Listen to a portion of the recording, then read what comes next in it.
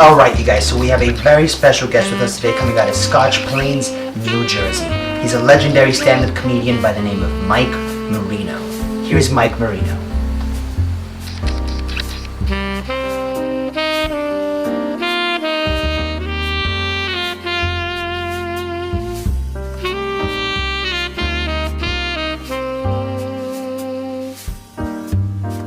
He's a comedian by the name of Mike Marino. He's a legendary comedian. He's New Jersey's bad boy. He's a presidential candidate. Check him out, you guys. How you doing, Mike? I'm doing all right, man. Thank you very much for having me on your show. All right, man. Thank you for being on the show today. It's a real honor. You know, you're a successful comedian. You're out there making your moves. He's got a morning show, by the way, you guys. Check it out. Morning Walks with Mike. He go ahead. He chops it up and provides you guys some morning inspiration. So check it out. I started that because I'm trying to get healthy. So I was walking every morning, and then I was always by myself. I figured maybe I needed a friend. So I started doing it on Instagram, and it caught on. So I do it every morning. Hey, man, with the internet, it's like everybody's watching. Even though they're not there with you, it's like for some reason they feel like they're there with you for those walks. I bet they're going on their walks with the earphones, and they're tuned in. Well, before the pandemic, I was doing it on cruise ships because I was entertaining on the ships. So people actually got to see different parts of the world as I was walking through the neighborhoods. I hope we could get back to that. That was a lot of fun. Wow, that's insane. So you were doing ships. So this has been an ongoing series right here. If people can trace back, they can trace back to it. Yeah, that's kind of what got me into my podcast, Live from My Mother's Basement. But now that we're stuck in quarantine or in the pandemic, I do it right here in the house. Kind of like you might be doing it in your studio, only I do it in the basement I really grew up in, and very nice. Everything's there but my mother. Right. Hey, man, that's still awesome that you're right there in the basement and where it all started, though. That's wicked sweet, man. That's really awesome. Mike, are you born and raised in New Jersey? Yeah, my parents are from Italy. I was born in Jersey City, which is a tough neighborhood right outside of New York. And right now I'm in the suburbs, which is a beautiful neighborhood. A lot of people don't even lock their doors in this neighborhood. It's kind of nice and friendly. In fact, this is the type of neighborhood that the world should take a look at because everybody here is a different race and they all get along just fine. Hey, check it out, you guys. That's something to look at and take some notes from. Absolutely. Not even locking doors. Look at that. You know, you definitely don't see that anymore. No. Your neighbor could stop by and just walk in. Hey, how you doing? I'm like, hey, how are you? Come on in. Hey, that's awesome, man. So I imagine you've lived in other places though besides Jersey. You travel as a comedian. You're bouncing around places. Was home base always New Jersey? Did you ever relocate for many years? Yeah, technically I still am Los Angeles based. I have a place in North Hollywood, California that I've had for 30 years. I probably wouldn't be here if the pandemic didn't happen. I was on a big tour. We were making TV shows and doing some films and stuff like that in the North Hollywood area. I was always going to the Laugh Factory, but I figured I'd take a break from Hollywood while it's shut down and come here to New Jersey and go to the beach. There we go. That's you left the ship when it was a good time to leave it. I think it was a good time to leave, and you relocated for the time being. And right now you're producing your shows, and I imagine you're producing material, just preparing for what's to come next. You know, I think a lot of things are finally moving and grooving in a fashion that we can say, hey, things are looking pretty good. Yeah, I just did a couple of theaters here in New Jersey. I did a few theaters in Florida, and I have a few more here, and then I'm going to Reno. And from Reno, I'm going to South Carolina, North Carolina, and then I'm going to Dubai. Wow, the finisher in Dubai. Look at that. So you got a full rack there, Mike. Things are starting to open up. Got to get back in the game before I'm too old to do it. No slowing down. You got Morning Walks with Mike. You got the whole tour set up. It's all ready to go. It sounds like you're ready to go, and just you can't wait for it to. When's the first one? When's the first show starting off? You've been already doing a couple of them. Moving forward from here, when's the next one we can expect? This past weekend, I was at the Mayo Pack Theater, which is a big 1,300 seat theater in New Jersey, but they only let in 200 people because of COVID. But it Yep. was nice to get that many people. And this Thursday night, I have a show. It's sold out. Saturday night, a show in New York City. It's sold out. And then the following week, I'm going to travel on to Reno, which is the Laugh Factory in Reno, then the Improv in North Carolina, and then I head to Dubai. Now, there's like 6 clubs I'm going to play in Dubai starting on June 23 through July 3rd. I've never been to Dubai. I always wanted to go. I got the email and I said, I'll take it. Absolutely. I think everybody would have jumped on that, man. Dubai, they better give you like a Lamborghini off the airplane or something. You hear a lot of crazy things, right? They're just presenting people with things.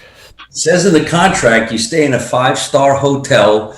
They feed you from morning, noon, and night. And Oh, get out of town.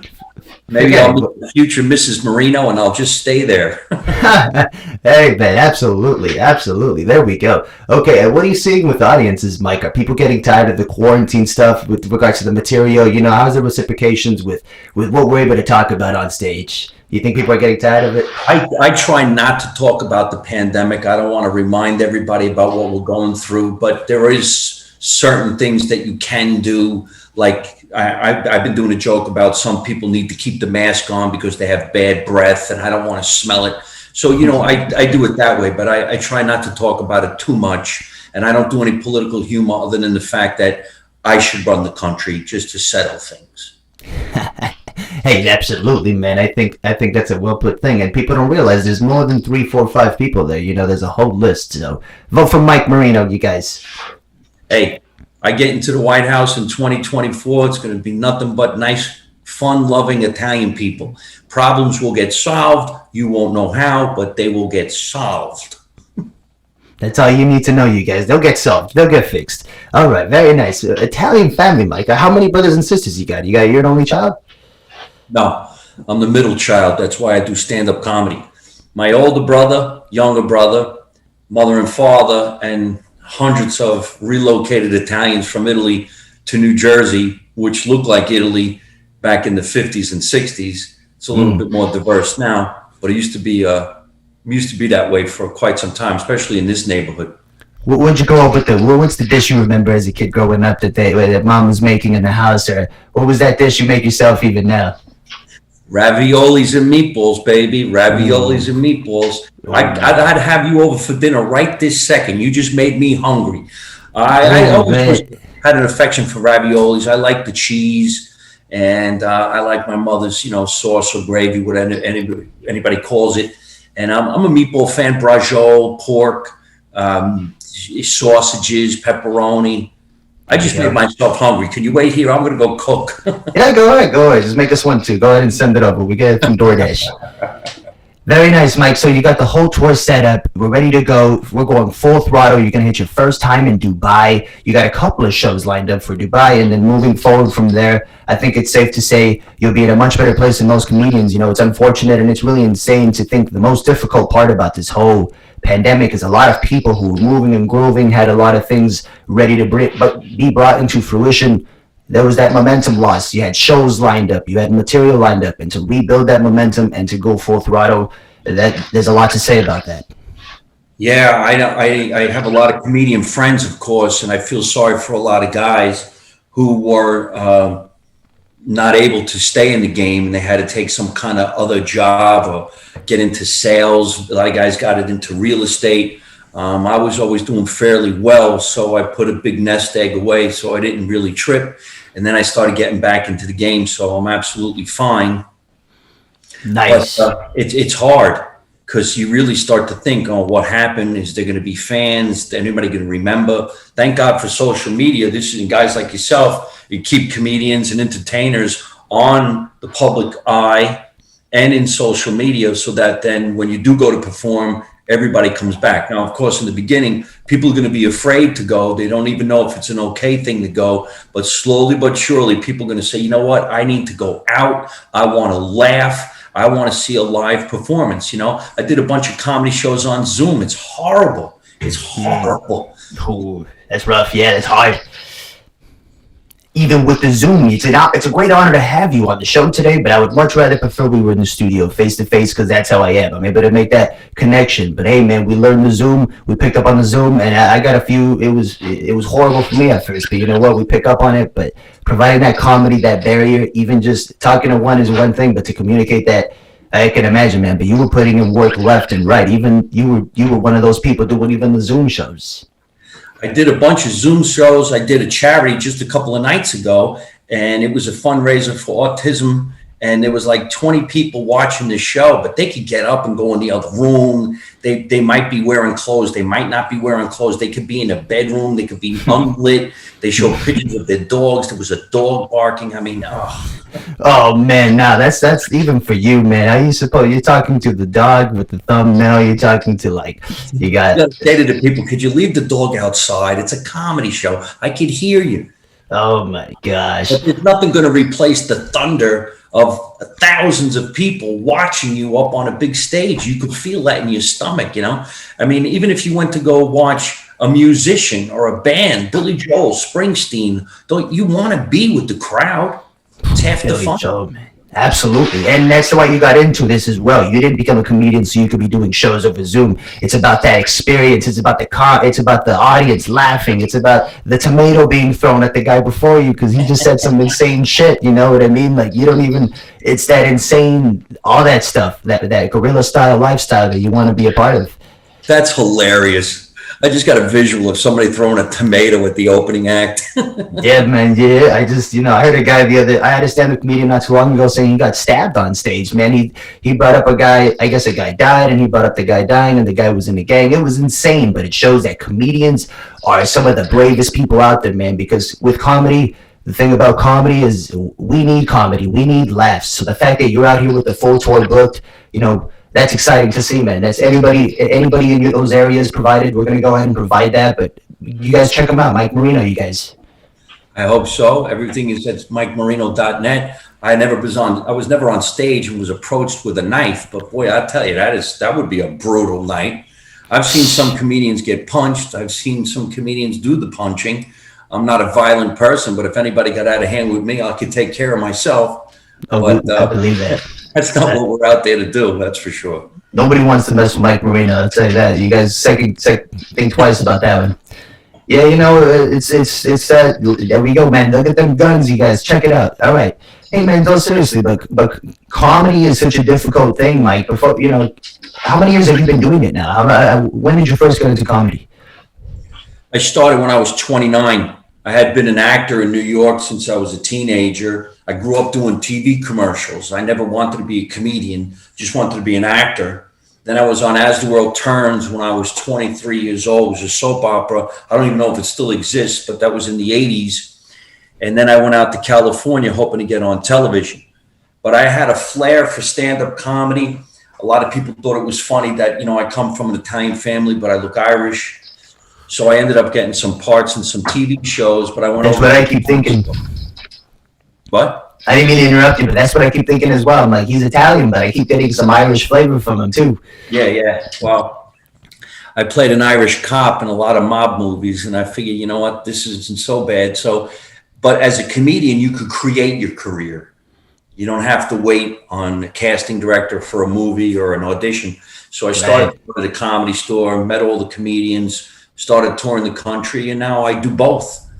Last few TV shows I did, I got cast because I was doing stand-up somewhere. And while I was performing, they said, he'd be right for this movie, and then you get the show. So far, so good. Very nice, very nice. And with respect to that as well, people can get a better idea as to what Mike Marino can produce material-wise instead of them saying, maybe you're a little more hungry when you're on the other side of it versus when you're your own enterprise and they're watching you and they're coming to you. It's really exciting when that happens. Well, that's 100% right. You're right on the money. So I did a couple of jokes on a few talk shows. They went viral, and I turned it into a web series. That's how I came up with Make America Italian Again. Then I had a director and a producer and a bunch of my comedian friends. We did the web series about me running for president, and people were laughing. And we ended up selling a lot of tickets going out on tour with not only the comedians on tour, but the comedians who are in the web series. So, Wow, wow. Look at that. That's awesome, taking advantage of just a good opportunity to make material, get people ticket sales, everybody involved in that gains from it. that's right. And that's the way you do it. And that's why we were having fun. And hopefully we're going to start shooting again. Season number 2. We had to wait. I'm going to wait until everybody's 100% okay with getting together and not wearing a mask, and back into business we go. Get out to Reno, get out to Vegas, get out to all different parts of the country. I miss going to Canada. I was doing a lot of shows in Canada. Now you can't even cross the border. Right. It's complicated still at this moment, but like I said, I keep saying this, but I have a lot of respect for the fact that you're out there. You got a full tour set up, and everybody that can go out there and check them out, because you're working. You got web series, you're on TV, you're everywhere, Mike. So everybody's got to get a little bit of that bad boy Jersey Italian flavor for sure. Boom.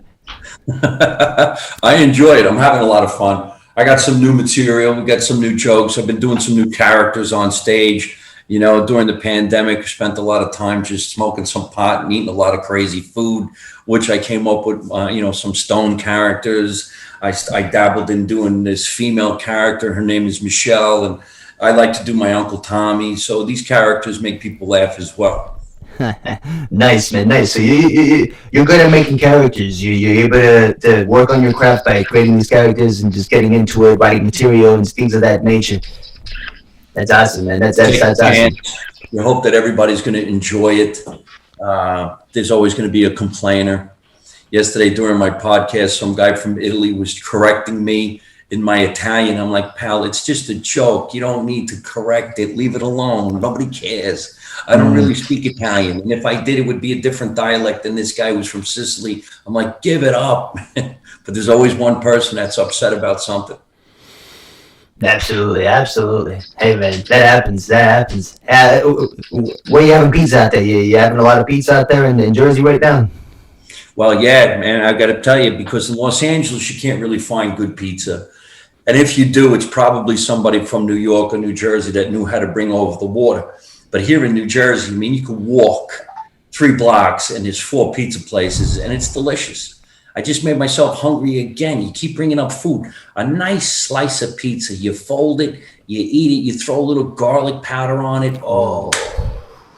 What you don't see out here in California that at least I haven't found, but I used to get a lot on the east side, was steak bombs, with the mushrooms, with the onions, the steak bomb with the sandwich and the cheese. That was, and you don't get, you find like a Philly cheese out here, but like you said, even that's just a reproduction of the real thing from out there. So I believe it, man. When I'm out there, you're gonna have to recommend me a spot, Mike. I'll take you there myself. Now, you're in Los Angeles? Yes, Los Angeles. I didn't even know that. I thought you were in like Ohio for some reason or other. I don't know why I thought that.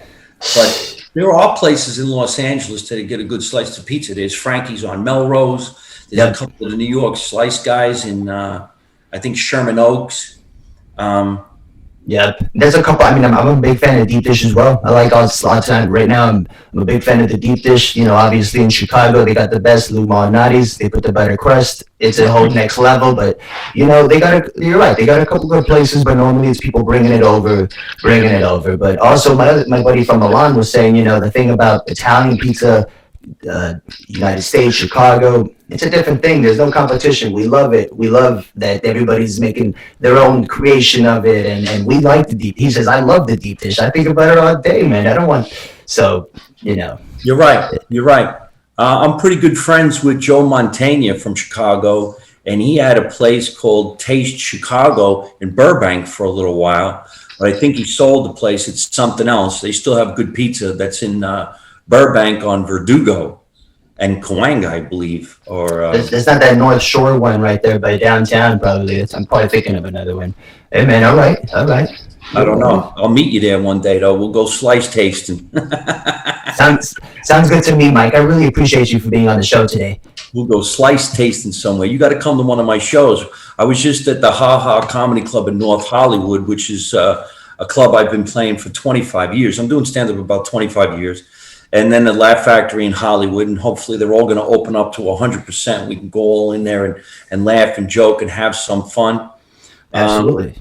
One of the Absolutely. last podcasts I did in North Hollywood was catered by Foggia Italian Market and Deli, which is in Lakewood, and it's unbelievable, man. It's just like an old school New York deli shop with everything you can think of. And the food is great. And they love me when I go in there. So I always go in there. I'm like, hey, make America Italian again. And they give me food like crazy. Oh man, very nice. All right, hey man, so I'm gonna have to go with you then, because you're the guy in town everybody wants to see. So I'm gonna have to stick with you. Let's make that happen, man. All right, it sounds good to me, Mike. All right, well, let's get you back on the show, Mike. Open the first show. Can we go ahead and just get a couple of shows to promote before we let you go? Sure. Whatever you want to feel like promoting. What I'm doing this week here in New Jersey, actually, this Thursday night in the state of New Jersey, I'm sold out, but I'm playing a place called Cavello's, and it's an Italian restaurant, and they're going to put on a comedy show. This Saturday night, though, May 22nd, I'm going to be, I'm sorry, it's Calandra's, not Cavello's, Calandra's. And then on May 22nd, I'm in Belmore, New York, at Governor's Comedy Club. The 7 o'clock show is sold out, but we added the 9:30 show.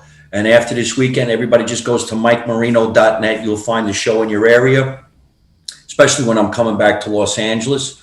And my YouTube channel is at Mike Marino Live.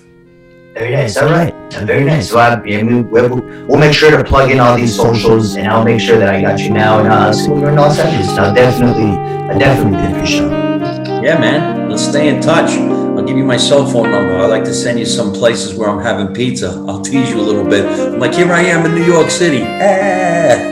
Oh man, all right, we're doing it. That sounds good to me, Mike. All right, Mike. Well, all right. It's been an absolute pleasure to have you on the show, Mike Marino. You guys, New Jersey bad boy. We're gonna get him on again in the future, but for now, check him out if he's in your area, and he's gonna be in Dubai. So if anybody's in Dubai, make sure you check him out.